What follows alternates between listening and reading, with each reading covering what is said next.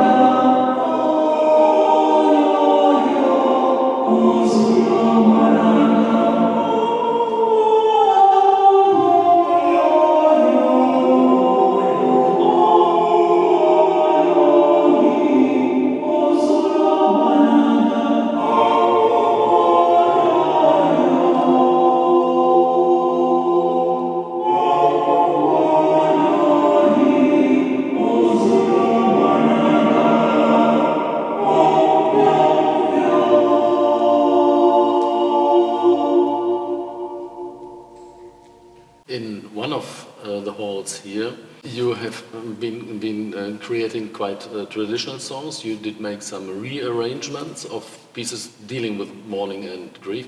Could you please tell us a little bit about this process? How did it work? In the Blue Room, you're going to find a 6-channel installation of an Igbo choir.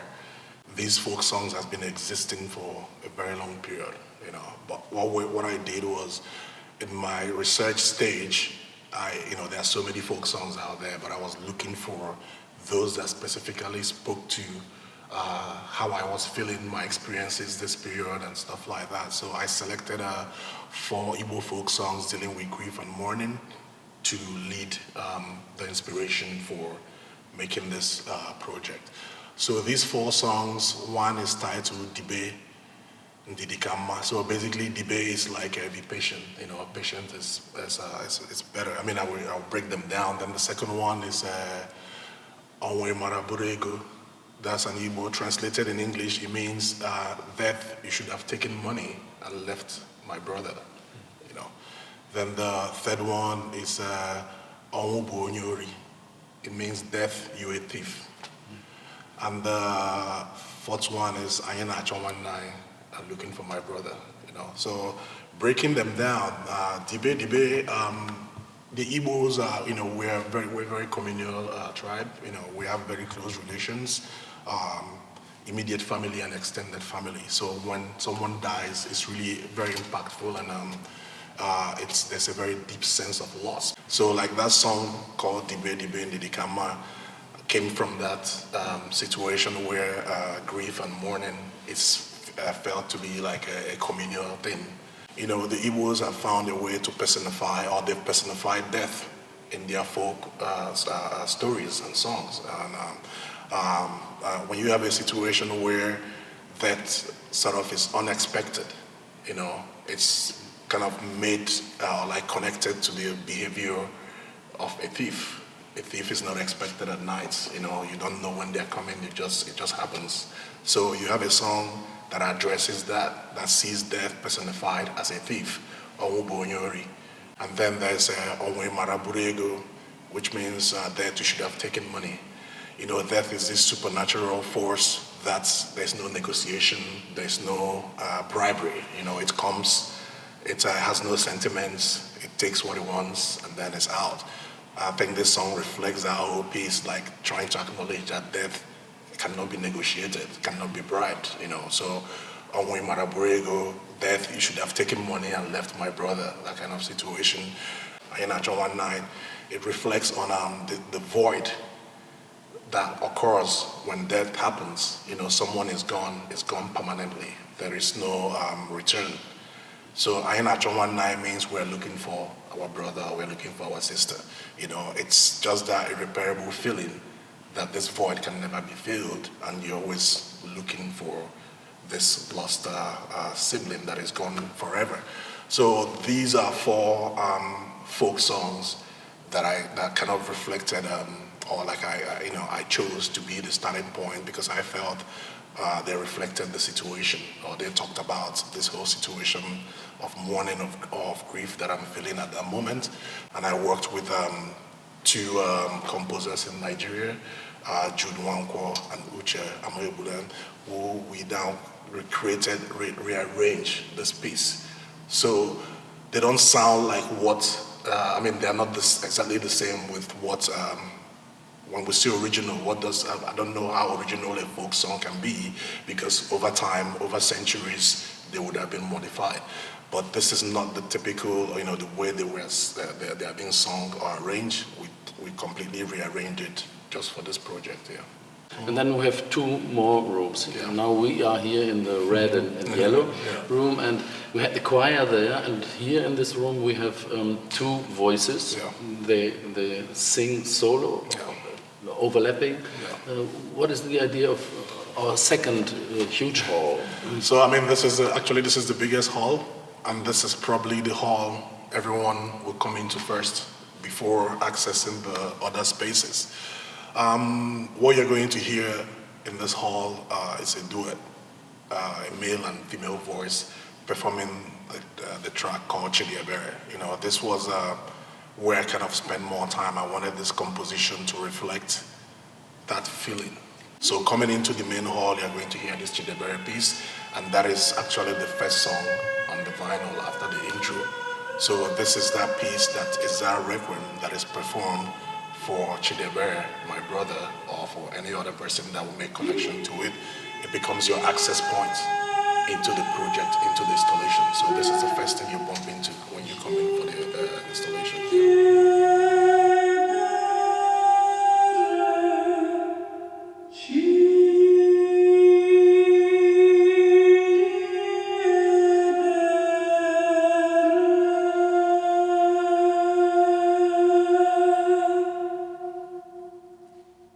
And the last one, the green one?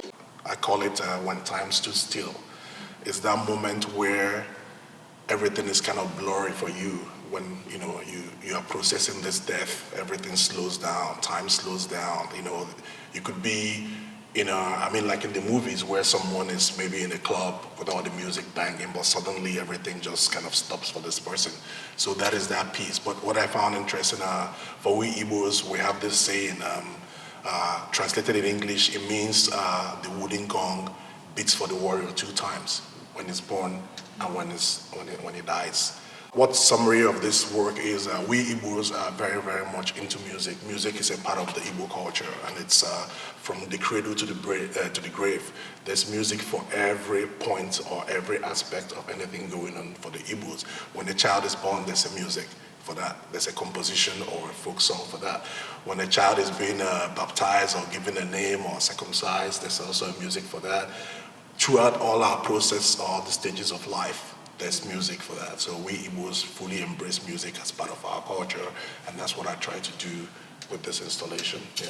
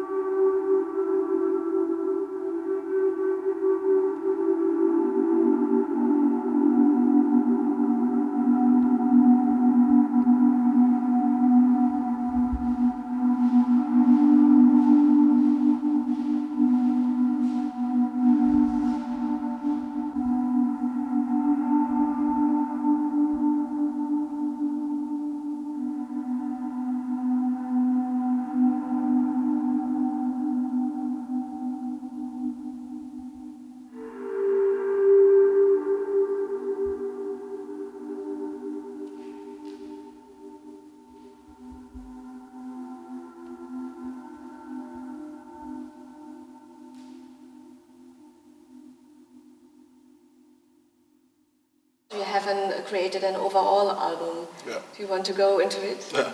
Well, I mean, I start with the whole process of trying to install this piece, because for me, this is an experiment that I've not done before. From the start, I wanted this to be installed. I wanted it to also be a multi-room installation, because when we talk about grief and mourning, I want it to be like a communal situation. I don't want it, in as much as it's an individual experience, but when it comes to grief and mourning, there's a community. People have, I think everyone has lost a dear one. People make connection to this. Everyone has been in that situation where you have to grieve or mourn. So I wanted it to be something that is open to people.